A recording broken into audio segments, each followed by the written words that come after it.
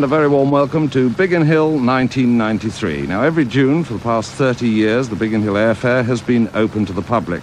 And flying into Biggin over the Thames is Ray Hanna's superb Mark 9 Spitfire, and it's been to most of the shows.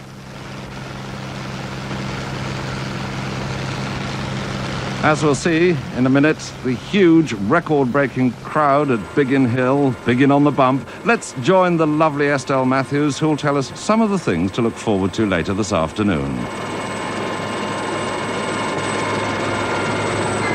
Well, it's a beautiful day for Biggin Hill's 30th anniversary, where yet again there's a whole range of fascinating exhibits and new air displays. You'll see behind me the B-17 Sally B, famous for her film role in Memphis Belle.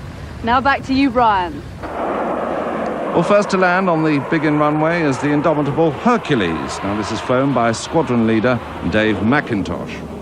What an incredible aircraft this is. 4 Allison T56A15 turboprops power it, both backwards and forwards, as we'll see later.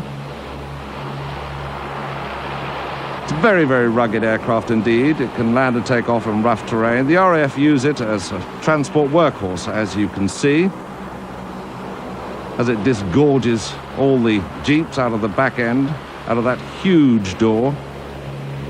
The fleet is based at RAF Lynham in Wiltshire, with a detached wing right down at Mount Pleasant in the Falkland Islands. There you are, there you can see the Hercules going backwards. I think if you've been watching your television lately, certainly any of the news programs, you'll see many of these aircraft used to great effect for famine relief. They can take an immense cargo, which can either be dropped or, as you can see, landed on very short runways, well, or not even runways at all, just on rough terrain. And here we see the troops thoroughly enjoying themselves with all that smoke all over the place. Something to make the Biggin crowd cough at. Now, squadron leader Dave McIntosh bringing this very large aircraft in very steeply indeed. You see all that lovely black smoke trailing behind the aircraft. And they're coming in dirty, flaps down, undercarriage, great stocky undercarriage built right into the fuselage, and the cargo door open at the rear of the aircraft. That spike on the nose of the aircraft is for refueling, and that's refueling in the air, obviously to give it a much longer range than normal, and it also has extra tanks under the wings that you can see hanging down there between the engines.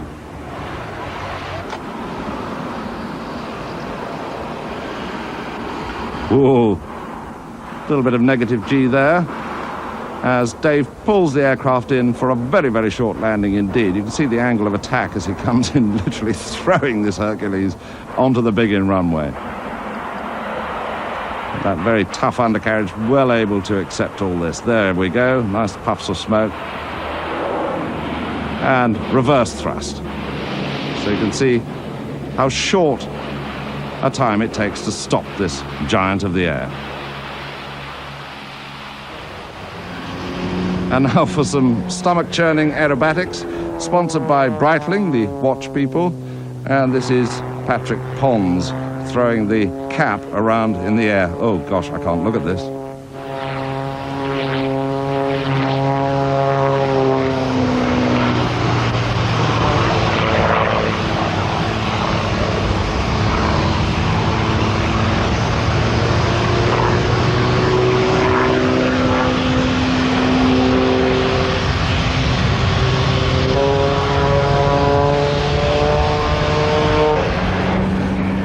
Well, when he pulls that aircraft down, he's pulling about 3G. That means he's 3 times his own weight. It makes me really rather ill to think about it. Now look at that.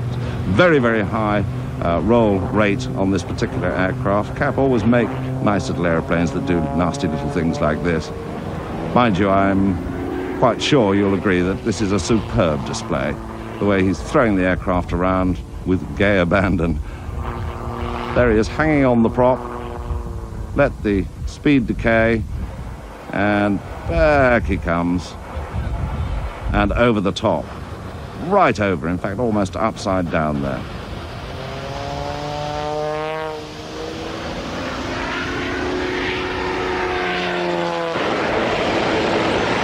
Well, here's something a little bit more sedate.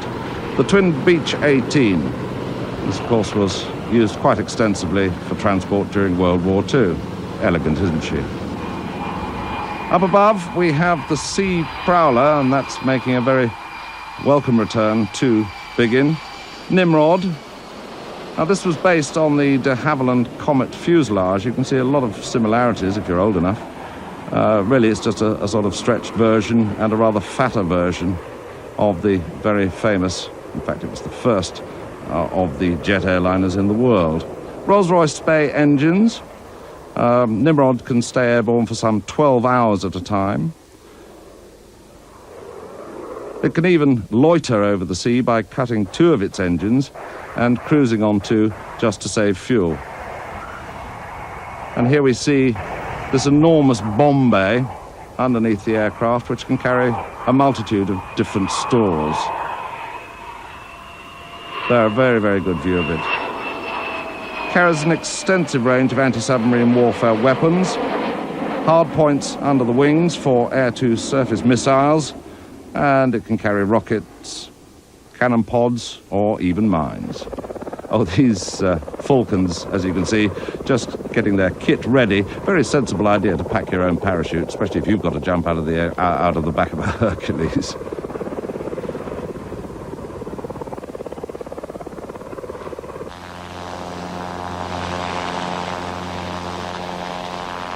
Now let's go back to World War II. Here's a lovely clutch of beautiful aircraft.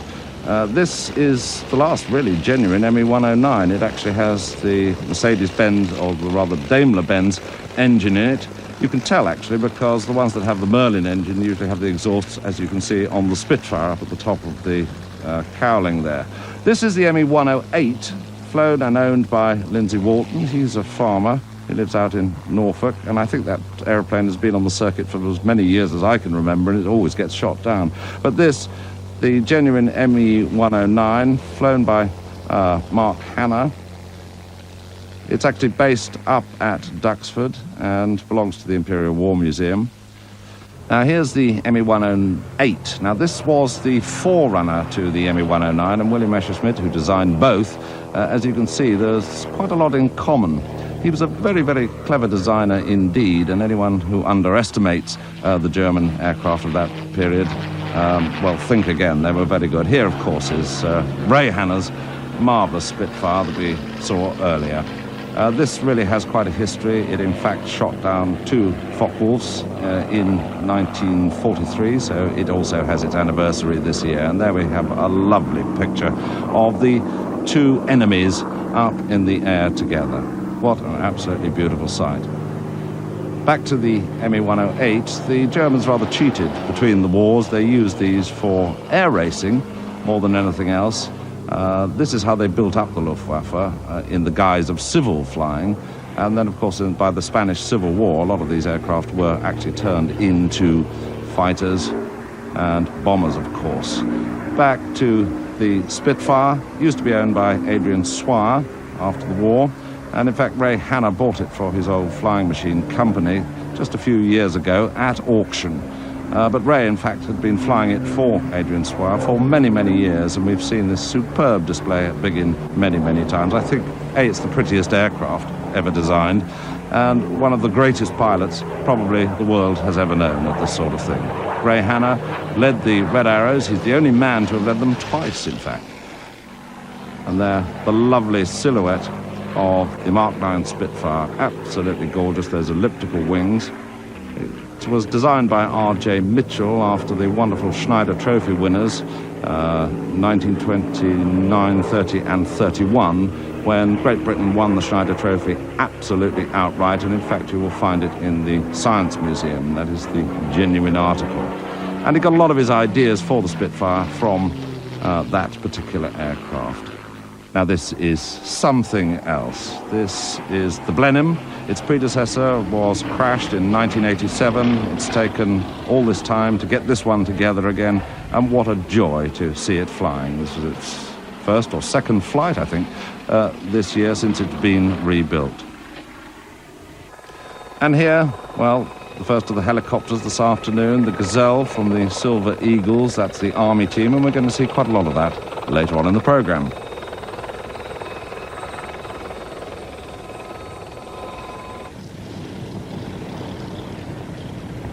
And Ray Hanna brings the Spit in for a lovely, gentle landing.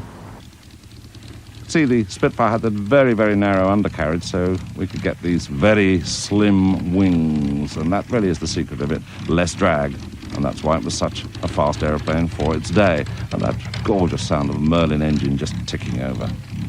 What a combination that was. Ray, of course, thoroughly enjoys his flying, and he'll fly any of the warbirds as often as he possibly can. Spitfire always got the credit for the Battle of Britain victory, but in fact there were more Hurricanes than Spitfires in the conflict during the Second World War. Both, of course, powered by the same engine, the Merlin from Rolls-Royce.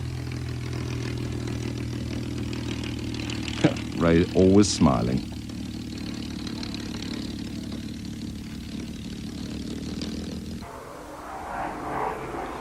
And another look at the Blenheim, a lovely close-up doing a fast run. It was the first radar-equipped night fighter during World War II, and its crews won no less than 3 Victoria Crosses for actions of immense bravery. Now to a very modern aircraft, the Hawk, 2-seater ground attack and training aircraft, and that's been used in the RAF since 1977. This is from number 63 Squadron, based at RAF Chivener in Devon. The Hawk, of course, is flown by the infamous Red Arrows, and they're on the menu as well, of course. Biggin wouldn't be Biggin without them. There you are, the Black Hawk.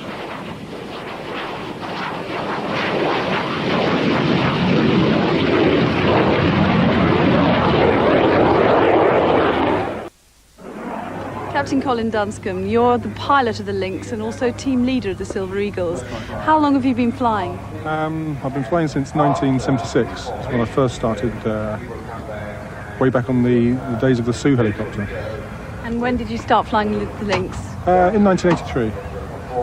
And just how difficult is it to fly this helicopter? It's quite a simple helicopter to fly. It's got some fairly complex systems to manage, but the actual physical flying of the helicopter is quite simple. Can you tell us a bit about the Lynx? It's actually the fastest helicopter in the world, isn't it? It holds the helicopter speed record, some 207 knots, which is about 250 miles an hour. Now today we're seeing some really new manoeuvres. Could you tell us a bit about that?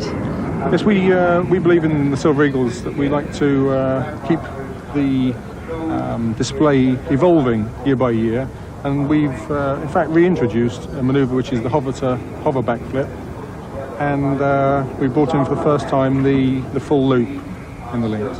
Now, for example, the backflip, surely helicopters can't do this? Well, the Lynx can. Can you just tell me a little bit about how to do it? Don't to get too technical, but just how can you do a backflip?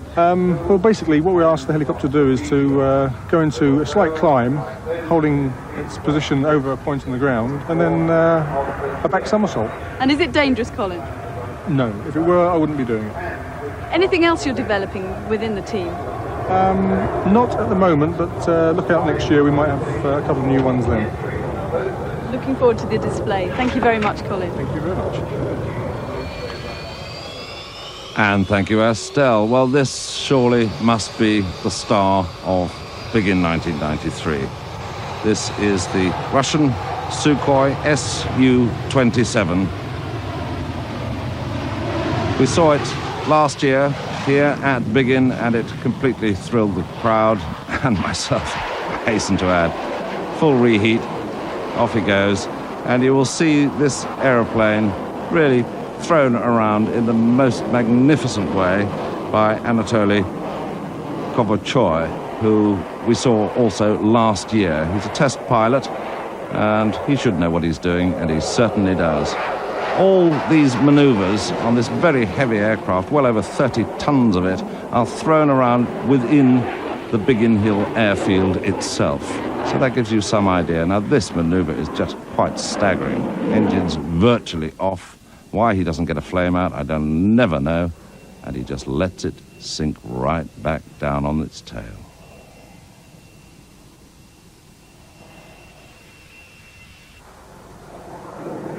That must be one of the most historic maneuvers ever done in a jet aircraft. Because the problem is, I'm not quite sure of his secret, if he went backwards too fast, he'd blow the engines out and then he would come tumbling to the floor. But no, I've seen him do it many times, and what a maneuver it is. Now, picking up the pace in the Sukhoi, as you can see, highly maneuverable, comparable very much to the F-16 Eagle. Usually armed with some 10 missiles and a 30mm cannon. It's believed to have a range of some 800 miles. Now Anatoly pulls it over in a very, very tight loop for such an enormous aircraft.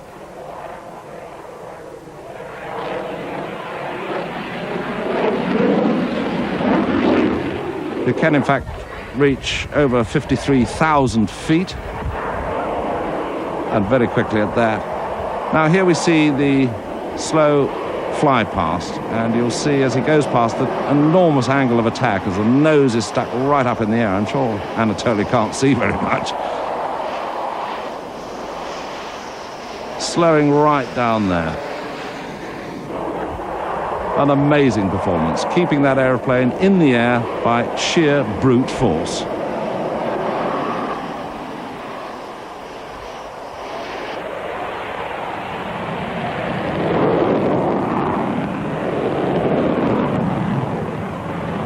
It's, in fact, commonly known as the flanker, this aircraft. It's designed to counter cruise missiles and low-flying aircraft.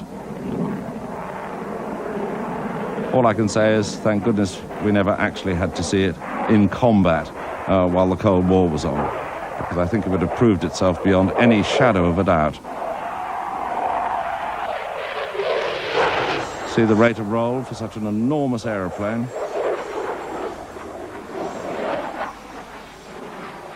It's almost like a little pit special up there. Pulling massive G round the turns.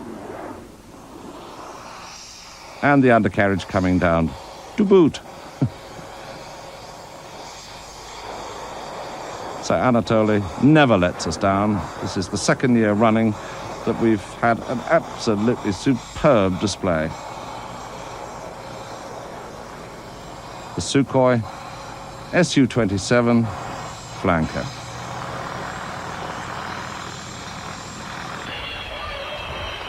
See that tailplane really working as he pulls the aircraft round, and the huge air brake just behind the cockpit there to help slow everything down. And he'll keep the nose in the air for as long as he can to get as much drag off those wings.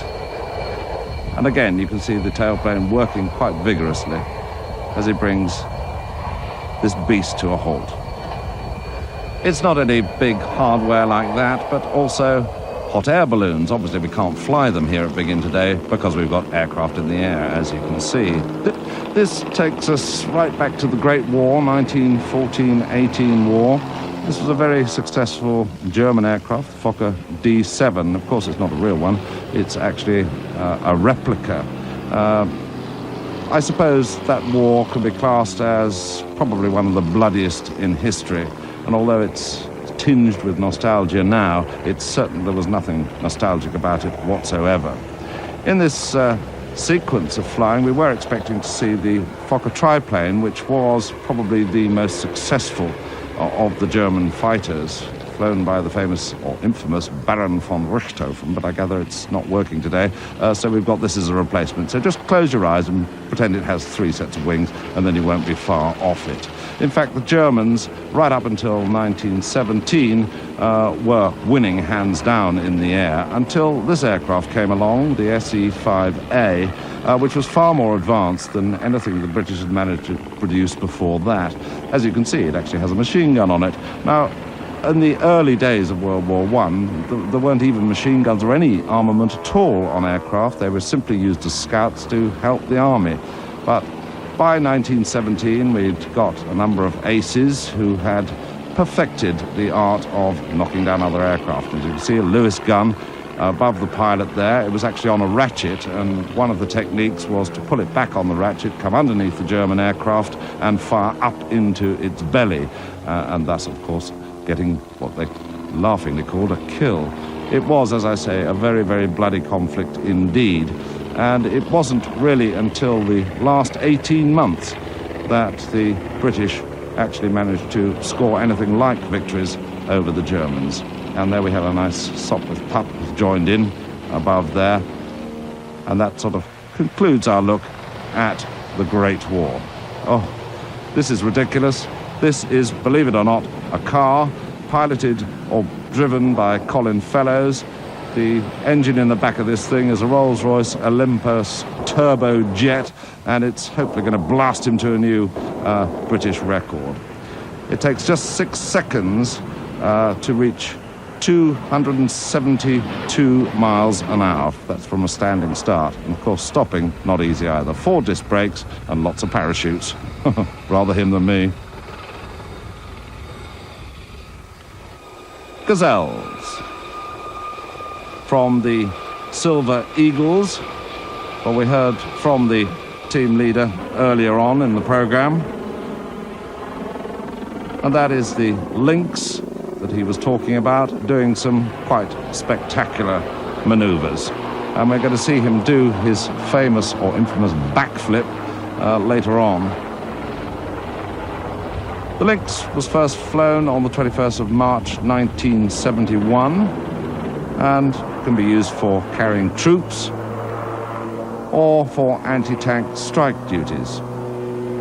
They saw a lovely little, well, I suppose the helicopter equivalent of a wing over there.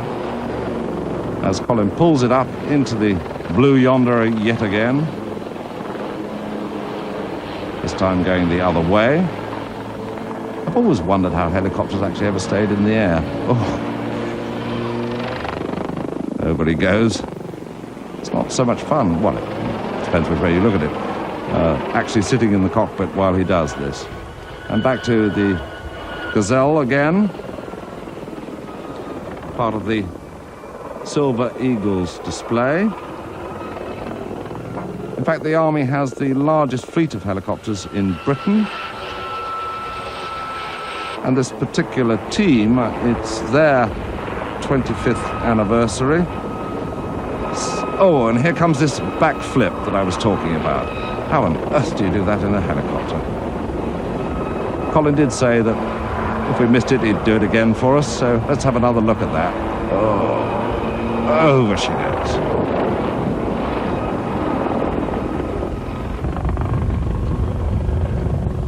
This is the pilot's eye view, obviously. The Lynx, quite versatile, can be used for search and rescue, casualty evacuation, reconnaissance, and command post duties.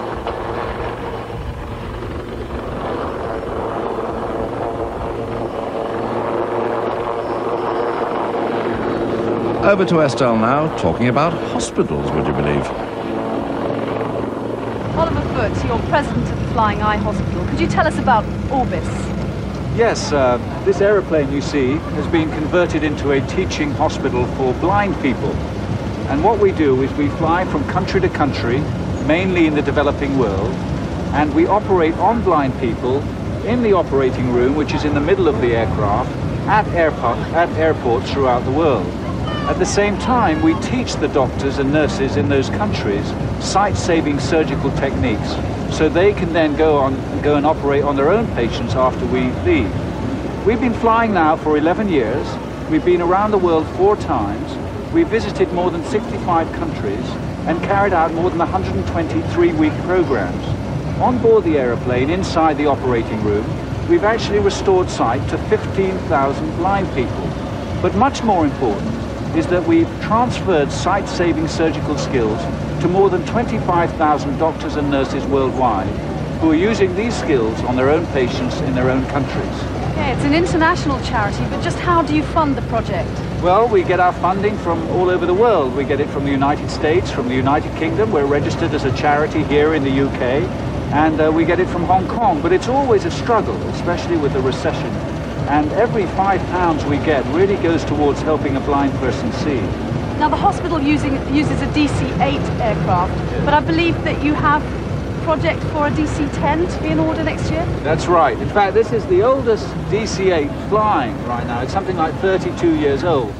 And it's getting difficult to get parts for it, to get spare parts for it. So through the generosity of two people, one man in Hong Kong and one man in America, we've managed to buy a second-hand DC-10. And we have that in our possession right now. And at this moment, it's being converted into a flying eye hospital, which will replace this DC-8 early next year. And but we're having to find another $5 million to, in fact, convert that into a flying teaching hospital. Now the project's been going over 11 years now. Where do you see its future? Well, the DC-10 is its future, and the DC-10 is going to take over, as I said, early next year. But there are 30 million people who are blind in the world right now who could see again if they receive the proper medical treatment. And that, in a sense, is a criminal tragedy, that there are 30 million people who could see again. And this DC-10 will continue the work of the DC-8, going around the world. We have invitations for the next 5 years to go to countries and to restore sight and to promote the fight against blindness worldwide. So that's our work, working with many other organizations who fight blindness too, to go out there and take those cataracts out and give those people who are blind a real future, and a real vision and real hope in life. Well, Oliver, thank you for talking to us, and we wish you the best with the Flying Eye Hospital. Thank you very much. Something totally different back to World War II, and in fact before World War II, the Fairey Swordfish, torpedo bomber, and it achieved immortality in World War II in such operations as the sinking of the German battleship Bismarck and the daring raid on the Italian fleet at Taranto Harbour, and on the North Atlantic convoy duties.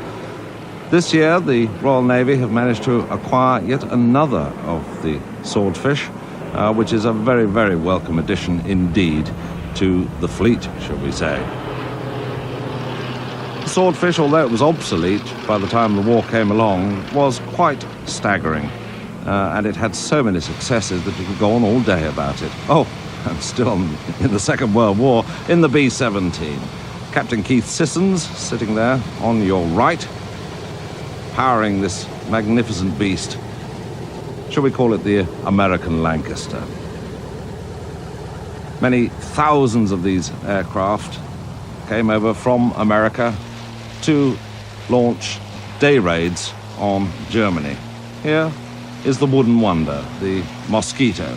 This is the last one in existence in the world, and the reason it was called the Wooden Wonder was because most of it is wood, would you believe? And there you can see Sally B. Well, there's the famous ball turret, as the Americans used to call it. I'd hate to have sat in that for many hours. Here we have the Crunchy team, the Crunchy Flying Circus, and we've seen them now for many years at the Biggin Hill Airfare.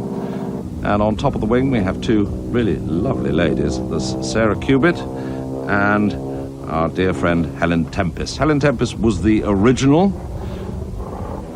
and when she first started, she never did things like this. Yes, the aerobatics over the years have been added to what was already an exciting program. If you can imagine standing on that wing doing about 120, 130 miles an hour coming down the hills with nothing really in front of you at all. It's very, very windy up there, I can assure you. I've tried it myself. Aircraft are Boeing Stearmans, the American equivalent, I suppose, of our Tiger Moss, but a much, much bigger version of it. And those girls, I don't know how they keep waving their arms. You can imagine the wind force against you all the time.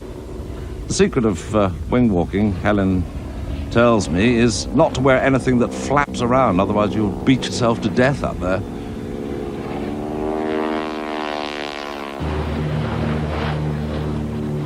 And Sally B now takes to the air.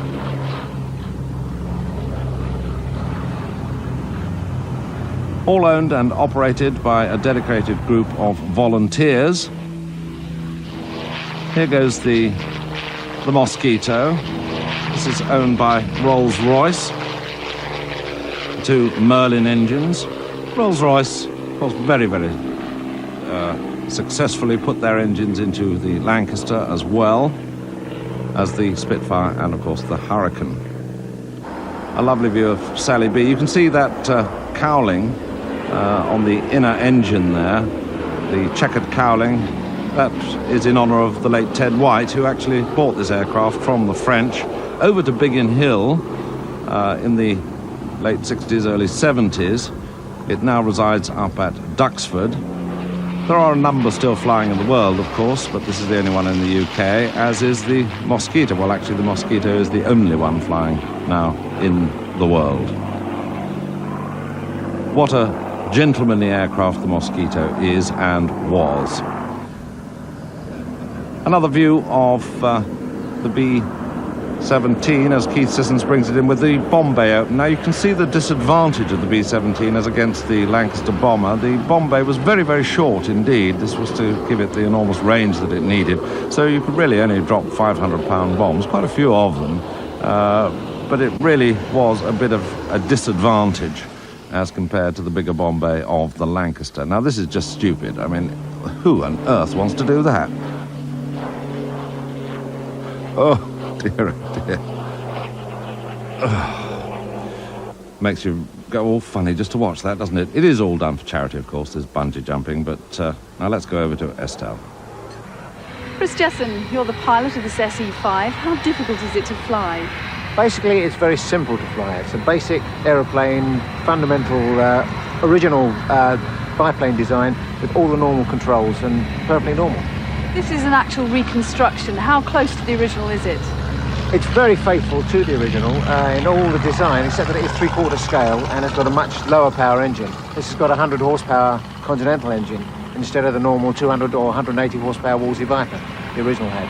It was first designed in 1917, is that correct? Well, the original design was 1916, but it reached squadron service in early 1917 and then went on with the Sopwith Camel to regain aerial supremacy of the Allies on the Western Front. How efficient was it back in 1917? Well, today, in 1917, it was very efficient. It was one of the first biplanes that could be dived full tilt with full engine power and not lose a wing or some fabric or something like this, which does tend to be a bit distressing. And compared to the triplane, how is it to fly? It's a lot easier. It's a much more stable, stable is a good word for it, aeroplane than the triplane. And what do you actually do in the aerial display? We try and demonstrate all the various facets of flying in the First World War, from trench strafing, which is the beginning of the sequence, to the problems of being bounced by enemy aircraft at low level, when you haven't got any airspeed and you've then got to turn and combat. And that's what we then demonstrate next, the various attempts to get on each other's tails to shoot the other one down. Is there anything you have to watch? Does it have any idiosyncrasies? None really. Yeah, I think in general it's a very good, very similar airplane to fly. If you hit one of the other person's slipstream during the turn, it can get a little bit awkward, but it can be perfectly controllable, no problem. Do you enjoy flying it? Oh, very much. Very much. Thank you very much, Chris. Okay. Now, ladies and gentlemen, the moment we always wait for here at Biggin Hill. This is the 1993 Red Arrows.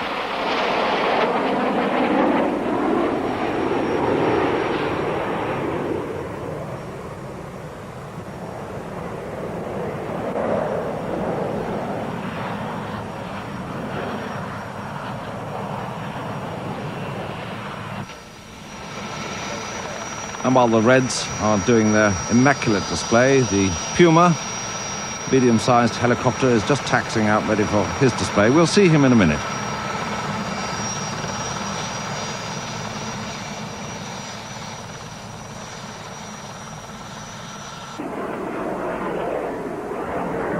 But back up in the air, this magnificent sight, the Royal Air Force Aerobatics team, the Red Arrows. I suppose they're known pretty well everywhere in the world. And they never cease to amaze us. Every year they've got something new in the program like that. They fly very, very close together, about 6 feet apart in some of these maneuvers. In fact, it was my good fortune to fly with them a few years ago, so sitting in that back seat was really rather hairy. The Hawk, of course, is the display aircraft now. The one before used to be the Gnat. And prior to the Red Arrows, it was the Yellow Jacks from RAF Valley. But over the years, this team has grown to be probably the best in the world. And it's manoeuvres like that that gives you the reason why. Each pilot stays with the team for 3 years. It's done on a rotation system so that you'll lose 2 pilots every year. This gives the others a chance in the Royal Air Force. Of course, it's a great honour to fly with this team, and you have to be a frontline fighter pilot with great experience before you can join. And now you can see why with these ridgebacks, which look so easy, but believe you me, when you're up with them, not as easy as it looks.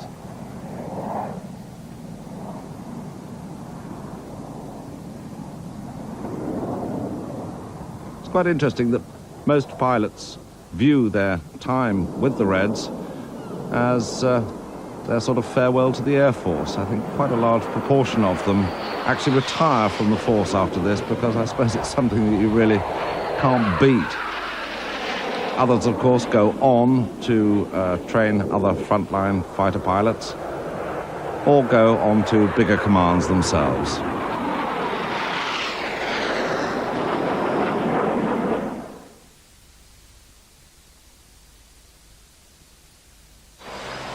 This Hercules is transporting our parachutists, the Falcons, the RAF team, who we're going to see later on in the programme, but of course they have to gain a little height first. And here's the Puma. We saw that a few minutes ago. It's a medium-sized helicopter. It was originally developed for the French Air Force, and it had to be able to operate day or night in all weathers and in all climates. It was selected for the RAF's tactical transport program way back in 1967 in a joint production agreement, and that was between Aerospatiale and Westland. Powered by 2 turbo engines, has a range of something like 355 miles, or that's 572 kilometers, with a maximum speed of 168 miles per hour. It can be equipped with a side-firing 20mm cannon, and that can be quite useful, of course, or 7.62mm machine guns, missiles, and, of course, rockets.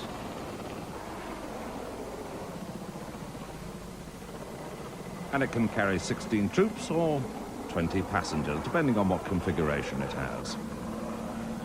The Puma.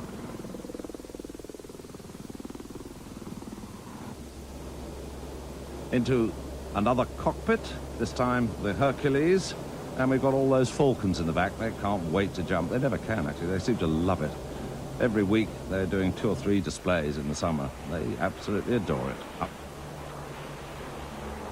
Up goes the Hercules, and with a bit of luck we might get another shot at... Yes, here we are, back in the cockpit again, and you can see that it's actually quite massive. It's a huge cockpit in the Hercules, because remember, the crews have to sit in that little office, as they call it, for many, many hours, especially when they're doing long-distance stuff and dropping supplies and cargo in either a war situation or a famine situation. But today, as I say, we've got all those Falcons in the back, and they're now getting themselves ready while the crew just get this aircraft up to the cloud base, which I think is about 4,500 feet.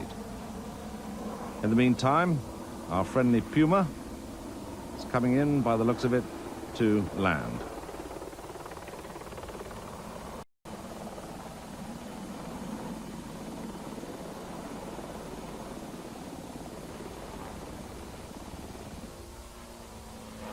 Now to a relatively new team we've seen in the last couple of years, the Team Toyota. A couple of pit specials, doing some really hairy stuff. Tiny little aeroplane, quite a contrast to the stuff that we've just been looking at. Very high power to weight ratio, you can fling them around, and here is an extra 300. flown by Nigel Lamb.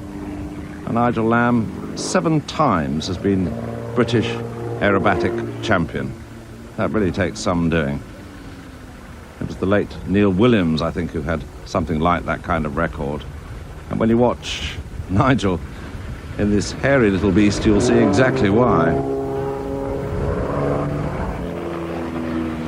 The Pitts leader is Steve Johnson. He leads the Pitts duo, and he's next Red Arrow, in fact. I remember he had that rather unfortunate near accident when he hit a mast at Brighton, but he still tried to fly even that day. And now you can see why. A very brave man, and also a very, very competent pilot indeed. And he's accompanied by Lee Proudfoot. Here comes Helen, still waving. She's always waving every time I see her. You go to the bar afterwards and she'll still be waving. Now this manoeuvre really is quite something. Mirror formation from the 2 pits, and while Nigel Lamb actually barrel rolls around the 2 aircraft. The control needed by all 3 pilots for this manoeuvre is really quite staggering.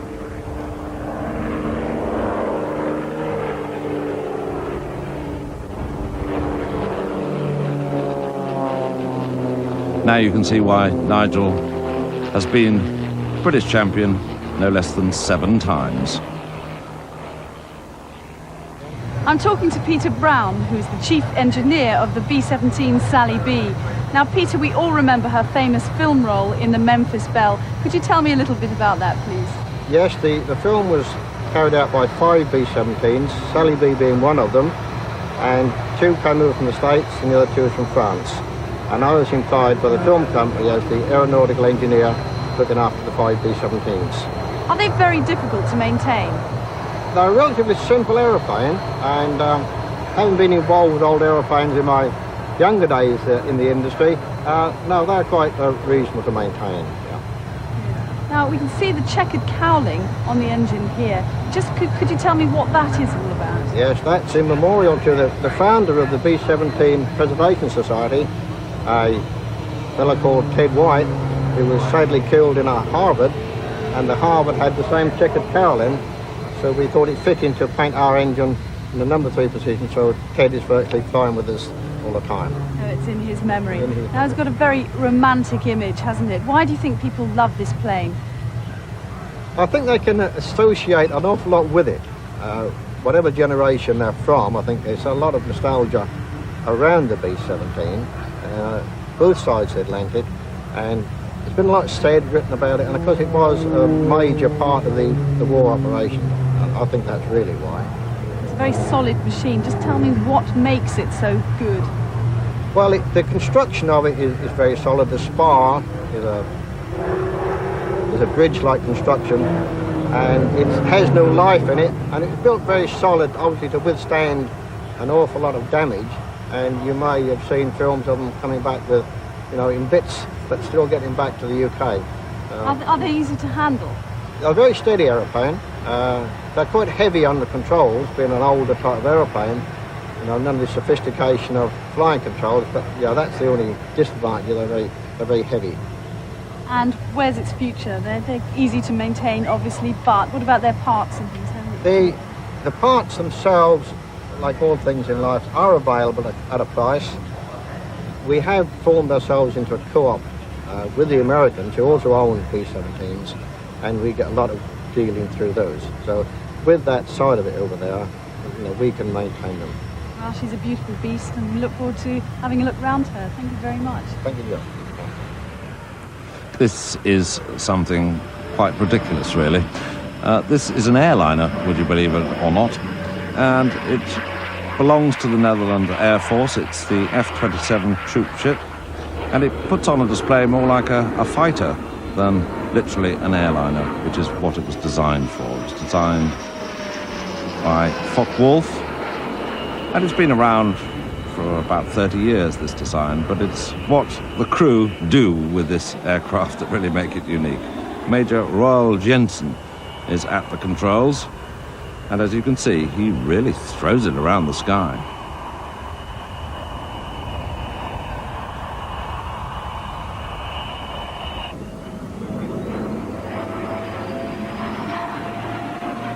He switches the engines off, he switches them on, he does pretty well everything that could possibly be done with an aeroplane. This, of course, needs no introduction. This is the latest mark of Harrier, the GR7.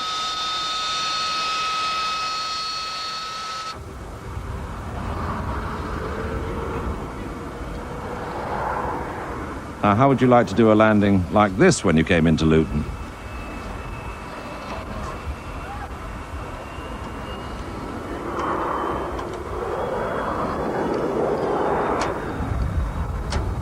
Well, it would certainly knock the gin and tonics over, I think. It's amazing what can be done with an airliner. Really rather reassuring when you think about it.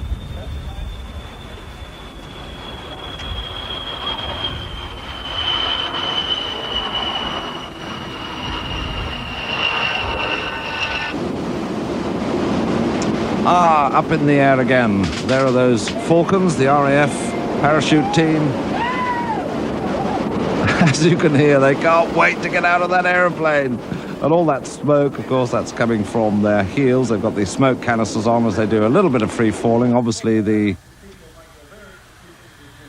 height was just not high enough to do a longer free fall. But there you can see them all sorting themselves out, trying to get themselves into their famous spiral on their wonderful paragliders, a lot different to the old mushroom-shaped parachutes that we all know and love. These are really like little airplanes. You know, you can really fly these wings, these flying wings. And there you are, you can see the stack now coming together. Very, very difficult to do. There is a marker on the ground that they will all be aiming for, and knowing the Falcons, they'll land pretty accurately. The jump master will have sorted out the winds for them from the air and dropped his marker earlier. And here comes the team leader with the RAF flag just behind him. And of course he looks up to see where the rest of the team is, and obviously one or two have already landed, and in they come, one after another. Now usually when you have a parachute you fall over when you hit the ground, but I don't think you'll see these boys doing that. They just gently step onto the ground. Look at that, absolutely brilliant.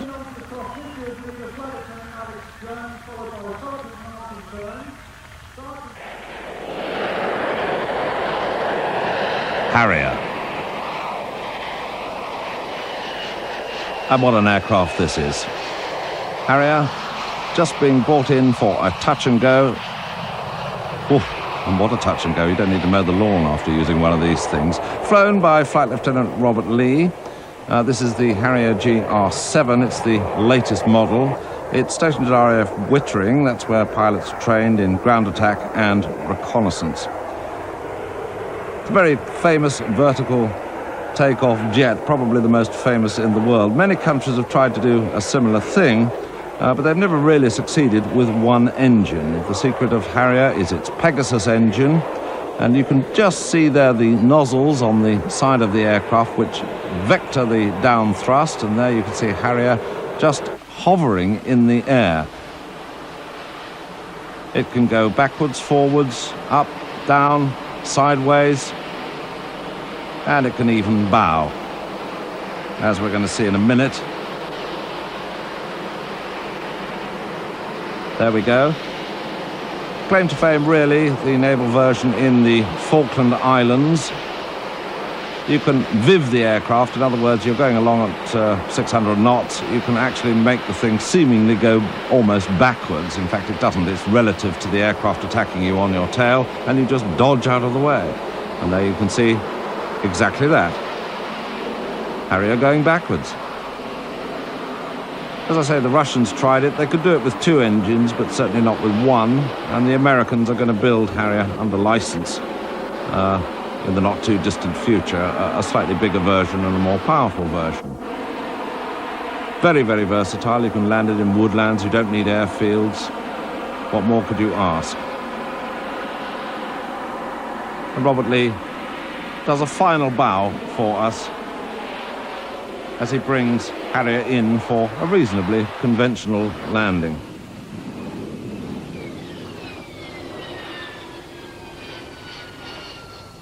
Well, Harrier certainly must be a fitting end to Biggin 1993. Hope you've enjoyed the show, and we'll see you in '94.